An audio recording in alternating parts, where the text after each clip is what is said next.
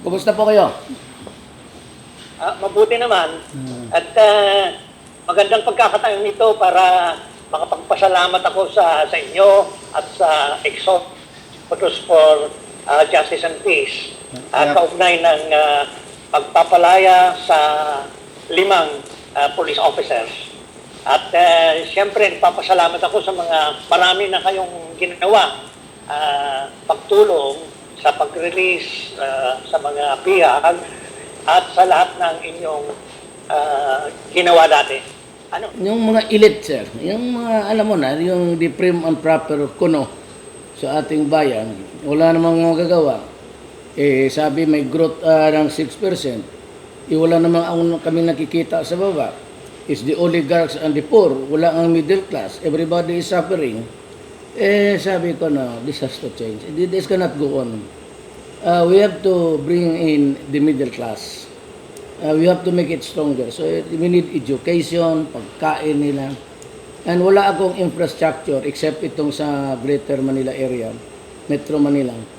Unahin ko muna ang education, agriculture, pati health, sir. Ang focus ko sa budget ko. These were the 3. Kasi El Nino is coming in and I would need every available land na may moisture. But ang program ko, pagkatapos nito, when the rains come, I will take more attention sa agriculture, health, pati education. Education is the only way that we can free the people here.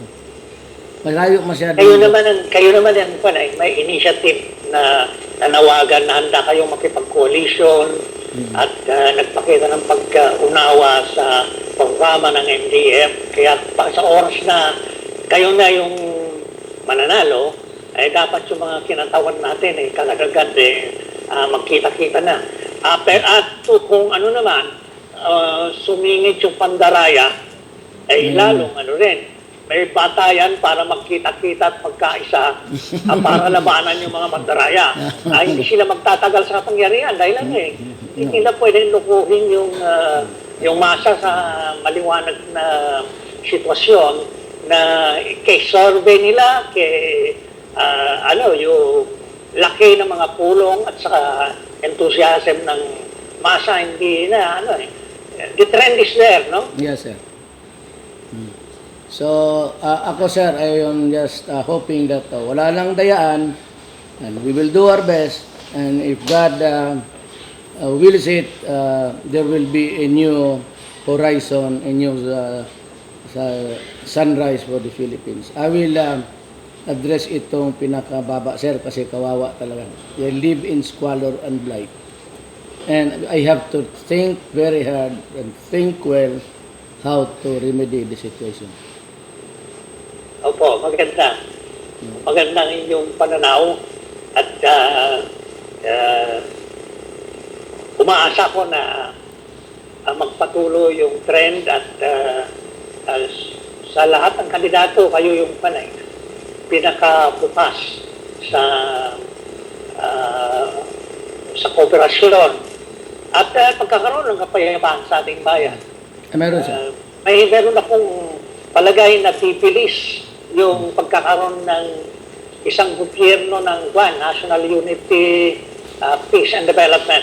Yes, sir. At umaasa ka din ganoon, kayo naman nakapagsalita ng maliwanag tungkol sa pangangailangan na magkaroon ng tunay at ganap na kalayaan. At kailangan yung pagpapakilos ng mga manggagawa at magsasaka bilang demokratikong puwersa para may sakatuparan ng demokrasya at kailangan magkaroon ng kaunlaran sa ekonomiya sa pamamagitan ng national industrialization at land reform. Yung nagtataka ko sa yung takbo ng eleksyon sa kampanya, naghihintay ko na may magsasabi tungkol sa lubhang krisis, yung krisis na nag-umpisa ng 2008, dumala at ngayon sila patungan ng panibagong bukso ng krisis. At kung mandaraya pa sila, yung pagdating ng second part of the year, baka dyan na yung lahat ng kabulastugan ni Noynoy Aquino, yung yung pagpasok ng, kunwari, nakakapagkaroon ng growth rate na mataas pero dahil lamang yan sa hot money portfolio investments, at yung portfolio investments na yan ay nag-umpisa ng lumabas ng 2014. Kaya yung 2012 to 2014 para bang high growth rate at high unemployment and Yes, sir. widespread poverty. Correct. Judy? I will follow the pattern of socialism sa governance. That is really, sinabi ko na sa kanila in public, in every meeting, I said, I'm a socialist, and though I am not a member of the Communist Party, but I am a socialist, and I belong to the left. Alam na ng mga tao, sir, sabi ko, this will be the first time in the history of our country na merong leftist the president. Walang masama sa left. We are more tolerant to the doubts of government, but we will follow what is right for our people. Ang ano ko, sir, is to raise really the marginalized poverty. May angat ko lang naman ng konti after 6 years, maligaya na ako, sir. Mahalaga na sa electoral campaign pa lang, ilinagay na ninyo sa agenda yung programa ng isang left president to be. At siyempre, kapag kayo ay nasa posisyon na, mas marami kayong magagawa. Maipapatupad ang inyong inyong misyon at vision para sa kabutihan ng sambayan ng Pilipino. Galit ako sa oligarchs, sir, pati mayayaman. They get the fat of the land. At yan ang problema dyan sa ating gobyerno. And they allow it. And they allow exemption sa taxation na bilyon. Samantala, ang tao, even di mama sa pano, widows, naghingi ng konti din na mabigyan kasi sila walang pera. But all, ito mga eroplano nila, nakita namin tax-free. 44 million, 50 million. Kaya ako, sabi ko, this cannot go on. This cannot go on. And I will promise you, it will be a clean and fair government for everybody. I wish you well, all the best for you, mga kasama natin dyan. And hopefully, I will visit you before I will assume office. Kasi the agenda, Magaling. Mabuti po.